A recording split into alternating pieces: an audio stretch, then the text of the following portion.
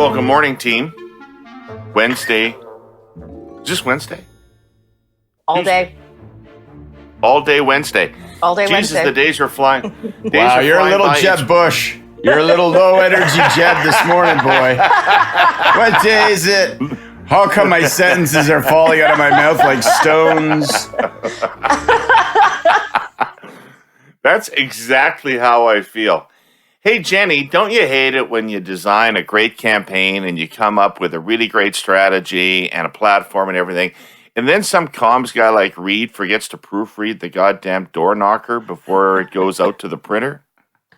Yeah, I don't know what happened there. It's apparently in the riding of Richmond Hill, who one of my favorite people in the world is running there. But like, I thought at the start it was missing eyes, but it's like someone's maybe their eye on their computer didn't work, but it's missing a T here and there. Like that's a rough day. It's in the grand scheme of things, it means zero, but for a local campaign, that is thrown them. They'll be off kilter for like days.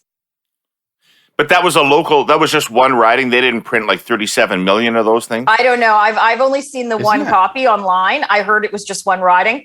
But if it's from like what we called Lit Hub or the Lit Machine, then yeah, there's a bigger problem. But I assume we would have already heard about that if that was the case. Well, that's a relief for you guys then, because I did assume it was like what we would call the riding services package. I assumed it was essentially like, full of mistakes. And he's the flan with the plan. Oops.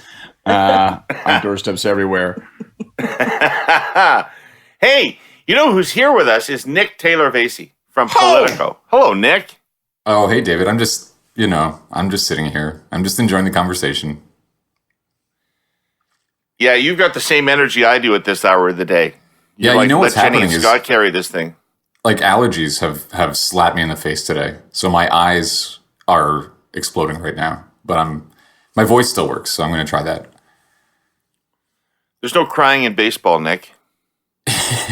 Well, yeah, I'm not trying to cry. There's no rosacea in podcasting, Nick, okay? Get some pills and cream, buddy, and show up tomorrow. Inside, I'm great, the brain's working. I think, anyway. All right, what's going on?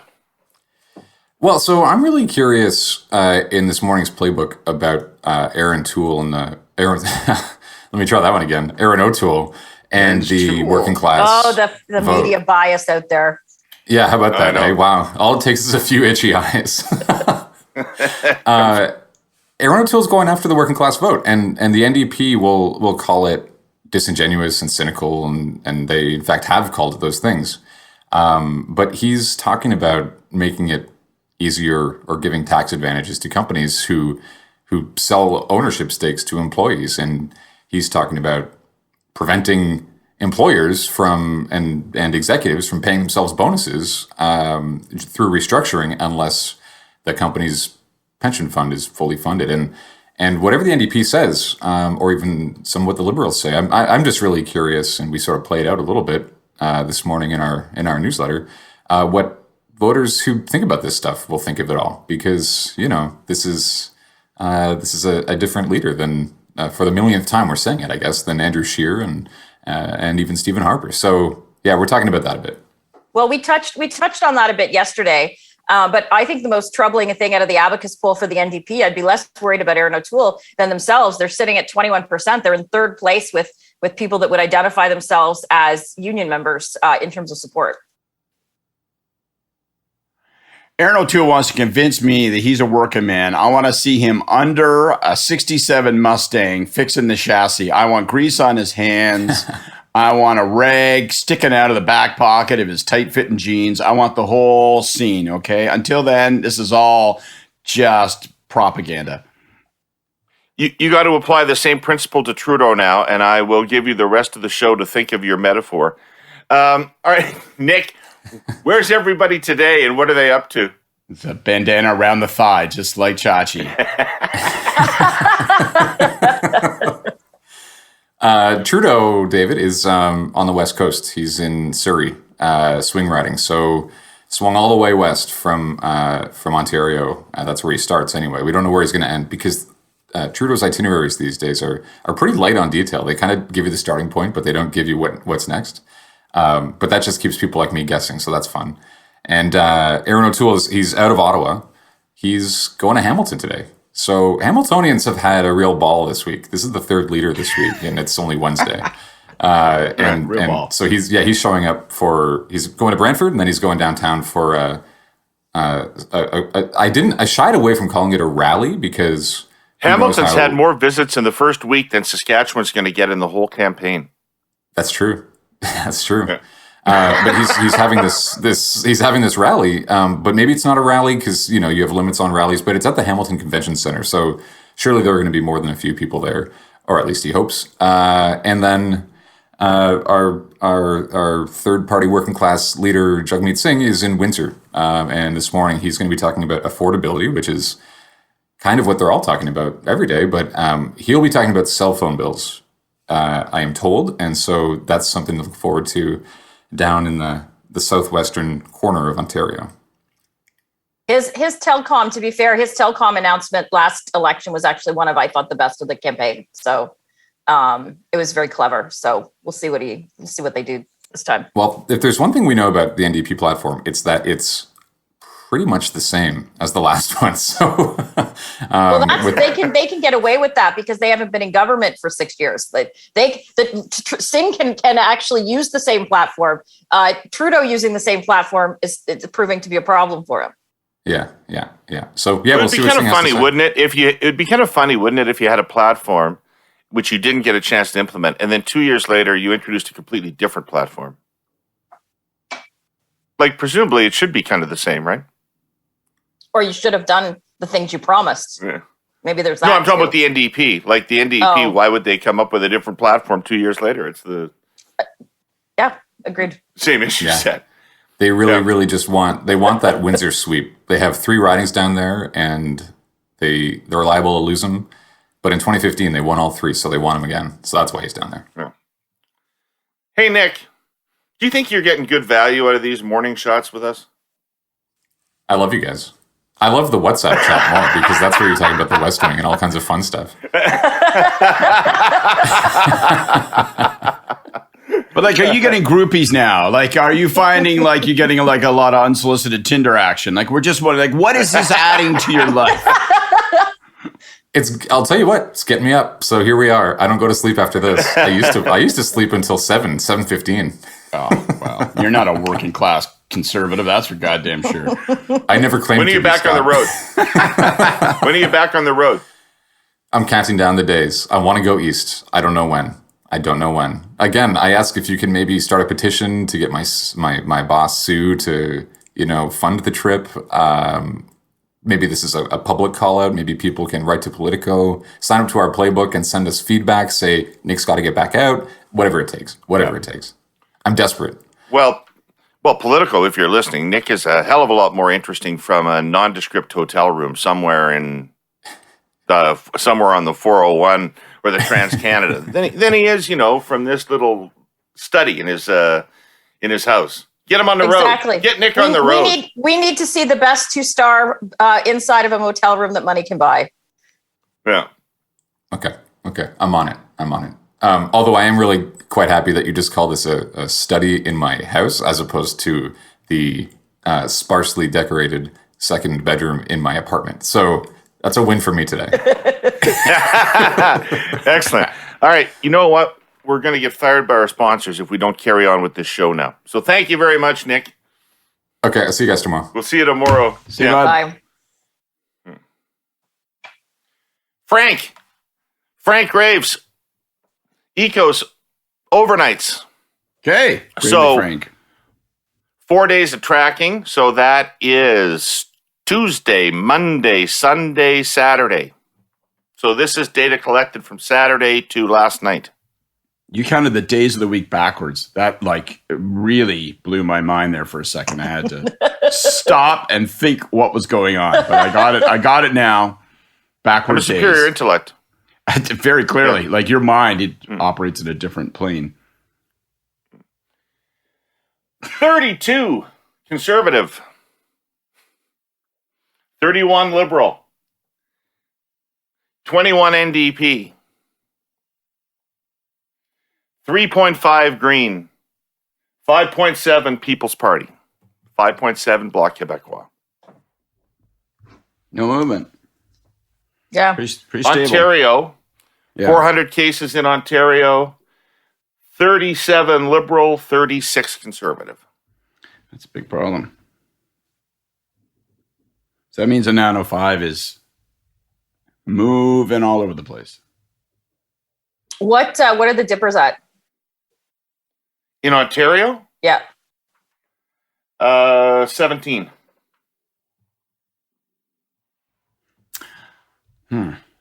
People's Party, 6. That's interesting. Yeah. EKOS has People's Party higher than most of the other polling companies. Yeah. I'm having a hard time following any of the polling companies. They're all over the they seem to just kind of be all over the place. I think that people are getting consumed by them, and they just, to me, seem all over the place. You would know it better, David, but it just seems there's none that are really kind of like they're not mirroring each other. Well, pay attention to the top line and pay a lot less attention to any of the underlying subgroups. So I'm talking about Ontario because there's 400 cases, which means the margin of error there is about 6%. So even there, we could be looking at significantly different results than what I'm reporting. But the top line numbers should be very accurate. The problem is, like when I was doing campaigns, I do a lot more nightly cases because I have to know what's going on in the regions. I have to know what's going on in the demographics. I can't be guessing. But, at 250 nightly cases, really just pay attention to the top line. And I think the top line of almost all the polling companies is consistent that this race has settled into a tie over the course of the first week.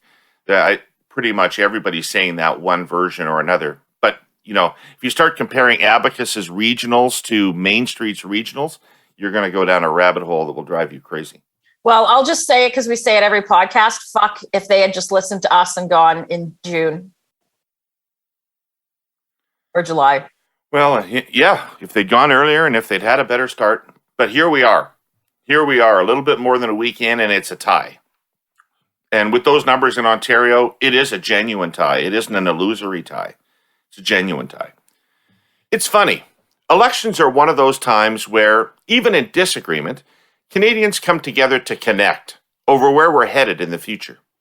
Our presenting sponsor, TELUS, makes it their mission to make digital connectivity more powerful and reliable, and to connect Canadians living in remote, rural, and Indigenous communities. In fact, since 2013, they've invested over $5 billion to connect 137 communities and 56 First Nations across BC, Alberta, and parts of Quebec to their world-leading pure fiber network. Have you ever heard of Eden Valley, Alberta? It's known for its gorgeous terrain of hills, valleys, and highly unreliable cell signals because of those hills and valleys. When COVID hit, there was an outbreak at a local packing plant. 18 members of the Bearspaw First Nation working in the plant tested positive. Immediate communication with Alberta public health officials became critical. So TELUS quickly deployed a powerful cell site on wheels. They call it a cow, normally used for one-off occasions. Community leaders got to work tracing contacts and limiting spread of the virus. Supports were put in place for families as those who tested positive went into isolation. The key to it all? Flawless connectivity between residents, families, and public health. And as for the future, TELUS believes we must work urgently and collaboratively to ensure that 100% of Canadians and Indigenous peoples living in Canada, including rural Canadian and Indigenous communities, can get access to reliable, high-speed broadband networks and connectivity by 2025. You can find out more about all this at telus.com/connectingcanada. So let's start with the healthcare fight that went on yesterday, because O'Toole bit in a big way on the Liberal attack with his response. And I thought a lot about his response was interesting, and I'll get to my thoughts in a second. But either one of you, what did you think about yesterday and how it went down? Well, I think I think what Aaron is saying is pretty genuine. What his position is essentially what healthcare delivery is in Canada now. I think, though, the fact that he was on day 3 of explaining that he doesn't support private healthcare is a bit of a problem for the. It's a bit of a problem for the campaign. It's Aaron's a smart guy, so he's wanting to like explain his opinion more than what he needs to. It's kind of the when we've watched our political bosses in the past, when they do a good answer and then they're like, and they put their hand up and we're like, shut up, you just answered the question. And so I think that's kind of a bit of that. But I think that the Liberals obviously feel that they've kind of nicked a wound or picked a scab on the Conservative campaign, so to speak. And Aaron spent day 3 of the campaign answering questions about his position on private healthcare. Yeah, Jenny put her thumb right on what I was going to say, right? Which is that O'Toole yesterday did the thing that Liberals often do, which is that they felt compelled to explain to people that what they think isn't accurate, and that I, as a leader of a political party, am going to tell you what the reality of public policy actually is and how, therefore, you should not be alarmed by what I'm proposing, blah, blah, blah, blah, blah. That kind of, I'm going to inform you about what you should know already. That never plays with people. It certainly doesn't play with people in the face of emotion, which is what healthcare is all about. It's a values and an emotive issue. And the fact that you've got 3 days running on this, I think is really significant. I also think Scott Moe's intervention is an absolute godsend. You look back in 2004, when we went on healthcare, David, in the middle of the campaign, we find ourselves 7 points down. We weren't tied. We were down. Like we were. And we looked like that, we'd gone over the horizon and it was over now. We were on a downward trajectory. People were writing the obits. Absolutely. And we went on healthcare 2-3 days. We were getting some traction, but not tons of traction. It really took off when Ralph Klein decided that he wanted to tangle with us on it. That opened up the federal Conservatives. That opened up the entire debate. Scott Moe intervening in this is an opportunity for the Liberals, and I think today they should take that opportunity and just wipe O'Toole's face with it. If he wants to explain to people how private delivery occurs within a universally funded healthcare system and how he's comfortable with what's happening in Saskatchewan, he wants to back Scott Moe as opposed to bring it on. Like I would drag this fight out, and Jenny's exactly right. O'Toole would be really well served to just give a 1-sentence answer, say, we've discussed this. It is what it is. I'm not talking about it anymore. Let's move on. But this is a good run. And I thought the Liberals had a good announcement as well yesterday. I thought they had I think the Liberals had an okay day yesterday, more than an okay day. I thought it's another example of them driving the message. First 2 days in a row, they've been driving the message. It was so interesting to me to hear O'Toole talking about healthcare, because he doesn't talk about it the way Liberals talk about it. He doesn't use any of the expressions. Oh my God, it is Sam Reid. Hi. Hi. Sam, Hi, how are Jenny. you? Hi, Uncle David. Okay. Great to see you. Get out of here. I miss your That's some hat. impressive I That's miss some your impressive hat. hair you got going down there, Sam. You? I miss your hat. I love your hat. But The pictures that your that's dad all I posts with your want, hat. so. Okay, get out of here. Go play with matches. The medicine cabinet. Go. I'll be home later. Get out of here. That was fun. He doesn't call it Medicare, for example.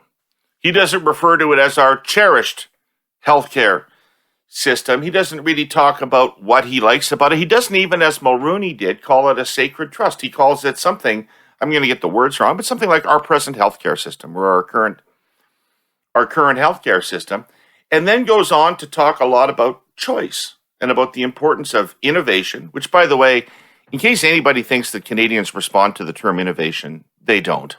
But in any event, and talk about choice, which, to my ear, immediately makes me suspicious about your motivations in there. Having said that, I will say that when Brad Wall introduced those MRI clinics in diagnostic clinics in Saskatchewan, I had a lot of arguments with people about how that would lead to the destruction of the public system. And that's not that intuitive for people. And so it's not immediately obvious to a lot of people why introducing a surge capacity for wealthy people undercuts the validity of the public system. So I'm not 100% sure how this is going to go, but it really seemed to me like O'Toole was welcoming the discussion. Yeah, listen, but I think this is the difference between an emotive argument and an intellectual one. Like the introduction of MRI clinics in private clinics in Saskatchewan wasn't the destruction of the public healthcare system there. Like we're let's not forget Trudeau. We've now have debates on the other side. Trudeau went into New Brunswick, and I don't think anyone should bring this fucking shit up, but we can't. We're lucky that we can talk about anything.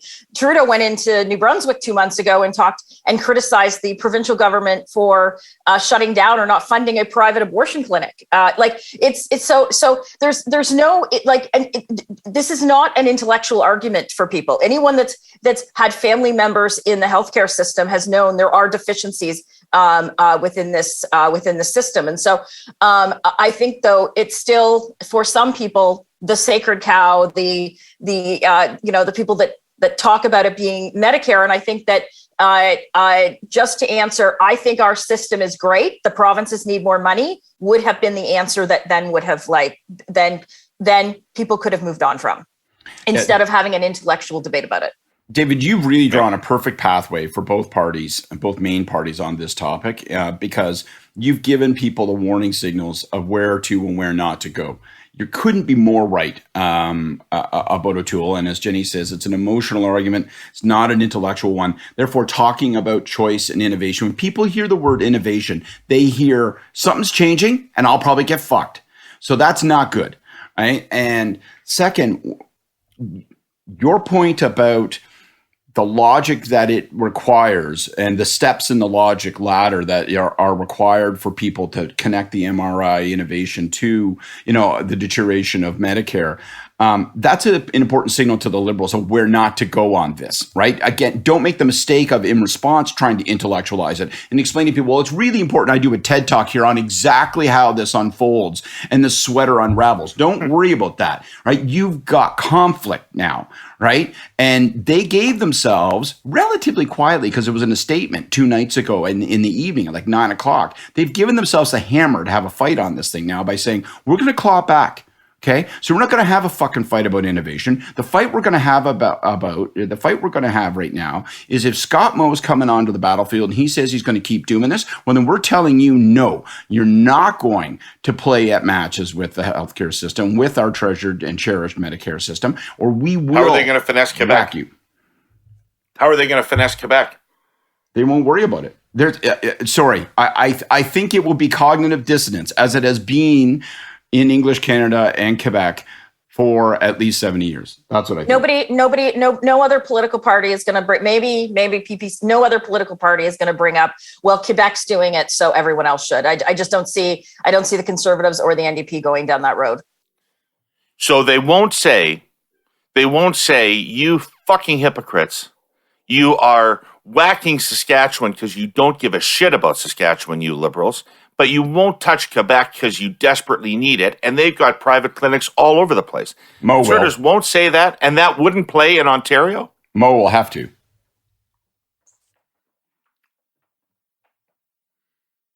Why wouldn't O'Toole say that? I think the O'Toole campaign, I think from everything you've seen, they're very bullish about their chances in Quebec. They see a path to victory. They see a path to victory through Quebec. So I think they should. Don't get me wrong. I'm not saying how I would want to do it. I just don't see them. I think they've put a lot of stock and energy into Quebec. And so I don't see why if they were going to bring it up, why wouldn't they already have brought it up? By the way, you talk about where this could go next, David, and Quebec is one place where it could go next, and that dissonance. Another place that this could go next. Let this thing play up the fight, bring Mo onto the battlefield, get a day or two out of that. But then if you're elevating this to an emotional values level, like you and I talked about, and Jenni's saying as well, and recommending if you're going to be into this, then the obvious place that this could migrate to 3-4 days from now is back to vaccinations. If you're the liberals, you could be saying, hey, you guys don't get the fundamental value proposition here, which is that we are going to protect our Medicare system because it protects our people. And while we're on the topic, let's talk about the fact that banks and sports stadiums and school boards and cops are all insisting on mandatory vaccinations. And we've got a premier in Ontario who is not. We've got a premier in Alberta who is not. They just happen to be conservatives. We've got a guy who's running a campaign who has candidates who are not vaccinated. And you guys are not getting the value proposition there either. It can migrate into that. And as you know, I've been saying since the beginning, I really think with the Delta rising and schools returning, I think the second half of the campaign is going to be dominated by this issue. Sorry, David, go ahead. I was going to say, Jenny, just to throw in a piece of information, some more data from Frank at EKOS, that over 90% of Liberal voters support mandatory vaccination. Over 90% of NDP voters support mandatory vaccination. About 50% of Conservative voters support mandatory vaccination. Tell me why that isn't a perfect wedge issue. Yeah, I think it should. Listen, I'm a conservative who doesn't support mandatory vaccination, but I actually think that every company, every ball stadium, every airline, everyone should make that decision if they want to be doubly vaccinated. I'm very pro-vaccination, not mandatory vaccination. But if I were the Liberals, I would be going down that road. It's become more of an issue. BC was out yesterday saying that masks are going to be required indoors again, and with students in grades 4 to 12. Pallister was out making another similar announcement. I've heard the Alberta government is thinking of doing the same. We're still in Ontario here. We still have a mask mandate for inside, which could then lead to so people are scared. It's leading to it's going to lead to further lockdowns. And I think you're going to see more of a growing animosity among those that are vaccinated towards those that are not. I spoke to a relative who actually had an allergic reaction to the first shot that they got, and broke out in severe hives and what have you. And I said, well, I guess you could get a medical exemption for work. And she goes, I'm seeing a doctor next week, because I just get the sense that people are not going to be nice to people who are not vaccinated, regardless of even if there's a legitimate reason like her. So that's the sense that people are getting there, which is why if I were the Liberals, I would be going after candidates more than what they seem to be. I'd be doing what you guys did to us on abortion and have the media call around, or make it just a drip, drip, drip, like on different candidates, make stars out of unknown people that are running across the country. Yeah. You've got an important subtlety in what you said there, which I think the Liberals would be well advised to hear, Jenny, which is that when this issue gets uncorked and it turns into a full throated values fight, which I think it will. I think that's inevitable in this campaign. One of the things that the Liberals can't sound like they're saying is that they are comfortable with a pathway back to lockdown. It's got to be, this is the mechanism by which we avoid further lockdowns, right? Yes. That the way to protect our population and our economy from further lockdowns is to say, if you're not vaccinated, you don't get to interact with the rest of society, as do those who have taken that step. And that's just an important subtlety, because you don't want to sound like you're sounding like you're resigned to further lockdowns, because nobody wants that. 100% agreed. Yeah. Since Confederation, owning a home has been part of the Canadian dream. For most people, that dream is much more than just a monthly mortgage payment. A home is where we create our fondest memories and where we can truly be ourselves. For too many, especially young adults, that reality is out of reach, and it's getting worse. The good news is our original sponsor, the Ontario Real Estate Association, or REA for short, has a plan to save the Canadian dream of home ownership. It includes lowering costs for first-time buyers, ending money laundering in the real estate market, and cutting years of red tape that is standing in the way of more affordable homes for families. The OREA plan will lay the foundation for a future where all people can find a place to call home. When we support the dreams of all of us who want to own a home, we're building healthier families, stronger communities, and a safer, more secure future for all. Read their plan at orea.com/affordable homes. Hey, can I ask you both quickly about something? because you know what? The time's flying by again on us again. The Liberals, we all think they had a good day yesterday fighting with O'Toole about healthcare, but they also made a massive announcement yesterday on housing. And that's a pretty big issue. They needed to communicate that, but they were prepared to, as they probably should have been, prepared to step all over it in order to have this fight about healthcare. So they're not really going to get a clean execution on the housing announcement. Should they have been prepared to do that, or should they have changed their housing announcement once they saw the healthcare thing coming down the track, or how would you have managed that? I still would have, I think, done the exact same thing that they did. The benefits that the Libs have by not putting out a platform is that they can actually go out and continue to talk about this. There's not something out there where people have digested. So the Liberals can continue to talk about this. And now that they have it out, candidates can put it on literature. They can run ads about it. He can bring it up in the debate when people are paying more attention than what they are. But I would have stayed on the attack if I was running their campaign the way they did. Yeah, I think they made the right call in both running the attack and bringing forward the housing policy. It's just it's such a necessary precondition. I don't think they were ever going to get some giant chorus of applause from the public saying, "Oh, well, now you've got a housing policy, so we see that you get it on affordability." I think it was a mountain they had to climb. Now they have to keep climbing it back, and they are doing something today they've not done before in this campaign, which I think is really wise. They are sticking with housing. Like, we haven't seen them go on the same issue 2 days. And so yesterday they did that big housing announcement, which I think is it is a pretty comprehensive. To be fair, O'Toole's announcement was comprehensive. This is probably even more comprehensive, really supply side oriented.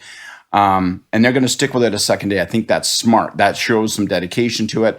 And this is an issue that you're going to have to bring up again later in the campaign. One last thing. I would dig into that housing announcement if I were the Liberals, and I'm taking your advice, David, and I would find one of the policies in there that you can wedge the NDP on. The NDP have been talking about a bunch of stuff on housing. So, for example, and I'm going to sound really technical, they're lifting the mortgage cap from 1 million to 1.25 million. It'll be very tempting for the NDP to say, "Oh, so you're just rewarding millionaires and people." In Vancouver and in Toronto, a $1.25 million house is no longer the dominion of the ultra rich. I think maybe you could try to tempt the NDP into a fight on that issue. It's a shed in a back alley, for Christ's sake. Exactly. So I would just I would be looking. I like the fact that they're going on housing a second day in a row. I like the commitment to it, and I'd be trying to find that David Herle NDP wedge that you've been talking about since day one, David.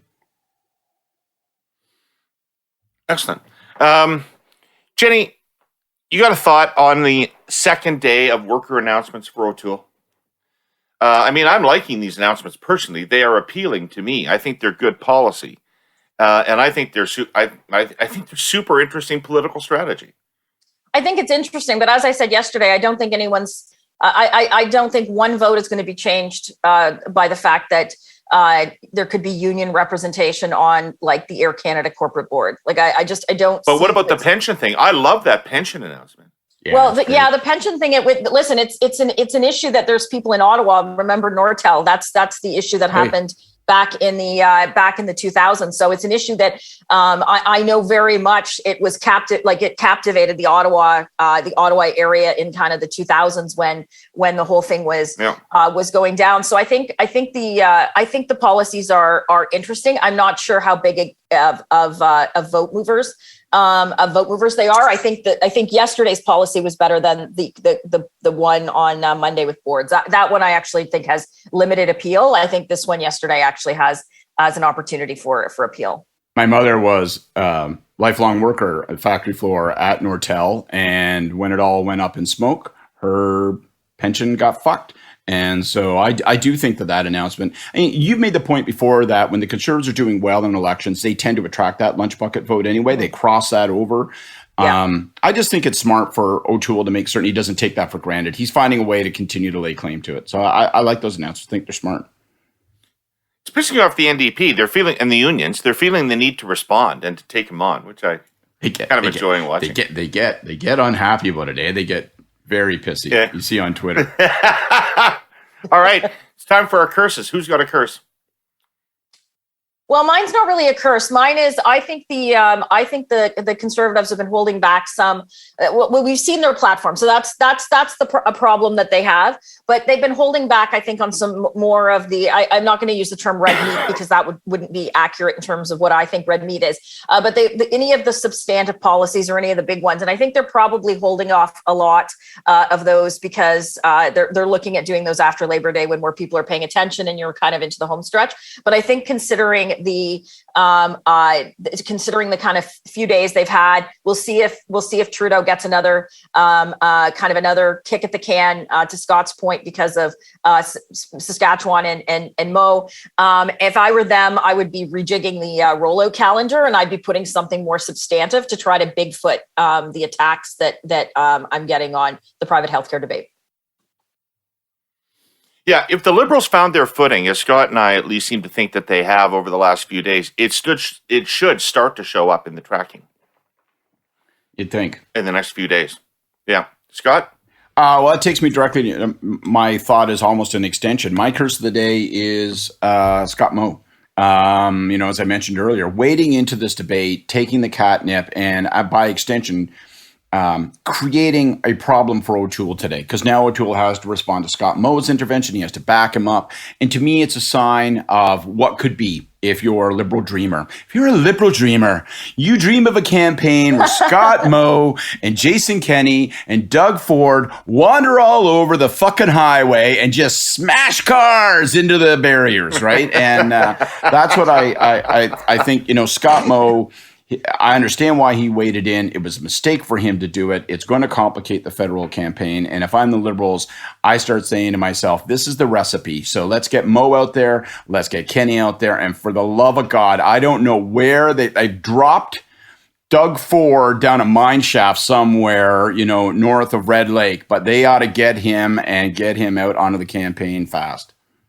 Well, Trudeau went after him yesterday. The gentleman's agreement was done. It was day 10 and it was done. So shocking. Shall we say a word or two for the sad passing of the 9-day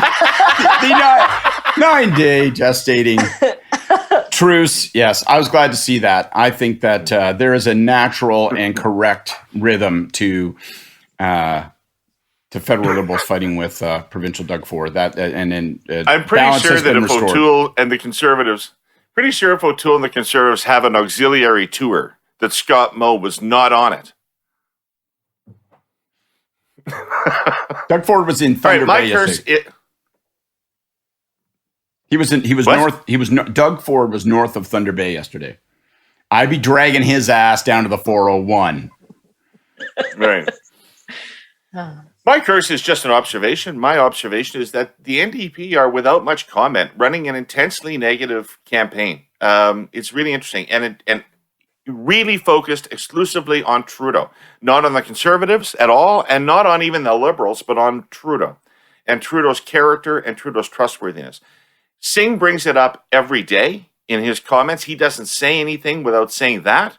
And I saw several NDP ads on television last night, all of which, they seem to be about 15 seconds long, all of which have exactly the same point, which is Trudeau personally can't be trusted. It's going to be interesting to see if they do that for 36 days, what effect that has on Trudeau's numbers. Well, what's your guess, David? Is that going to wear? It's going to wear the armor down? Yeah. Okay. I think it is. I think with certain populations, Singh has the credibility to make that case, and there's a vulnerability to it. And it's unhelpful. I mean, it's always, as you know, Scott, unhelpful when the NDP have the Liberals in their crosshairs as opposed to the Conservatives. And so they're back to the same strategies that Leighton ran against us, which is it's not about defeating Conservatives, it's about electing new Democrats. And so we'll see what happens. That's smart for them. Yeah. Incumbency is a bitch, man. It takes away the new car smell. And, that's new car smell is a big part of Trudeau's political success over the years. Guys, so much fun again this morning. You wake me up over the course of half an hour. You wake me right up. I'm all charged up and ready to go now for the day. Thanks for coming out again. Thank you, Nick, for joining us from Politico. Thank you, Frank and EKOS, for your numbers again this morning. Thank you to our presenting sponsor, TELUS. and to our sponsor, OREA, the Ontario Real Estate Association, who are not happy about yesterday's housing announcement. You might want to check out their news release on that subject. And thanks for everybody who watched or listened, and we'll see you tomorrow morning for more Curse.